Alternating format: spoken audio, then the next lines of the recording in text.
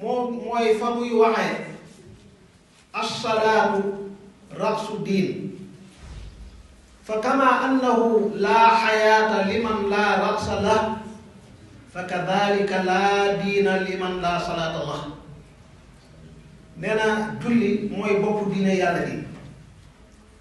doomu aadama mën naa ñàkk cër bu nekk teewul ma ngay dund.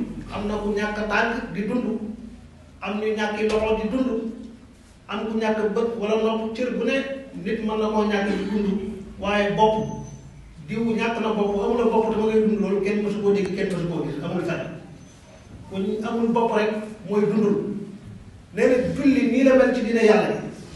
ku dul julli wala nga sàgganee julli di ko foyee amoo dara ci diine, ni ki nga xamee ne ki amul bopp amul dara ci ak dund.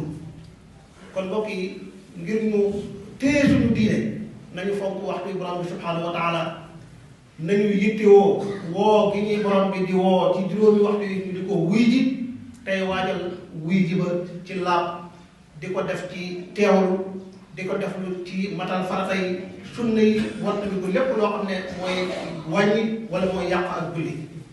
waxoon nañ ñu ngi fàttali sallallahu alayhi wa sallam nee na yawmal qiyaama jaam bi lañ koy jëkk laaj mooy ay julleem. bu ci amee tontu yu jub yu leer yu wér yu dëgg julli gi yël yàlla da koy jéggal la ci des lépp.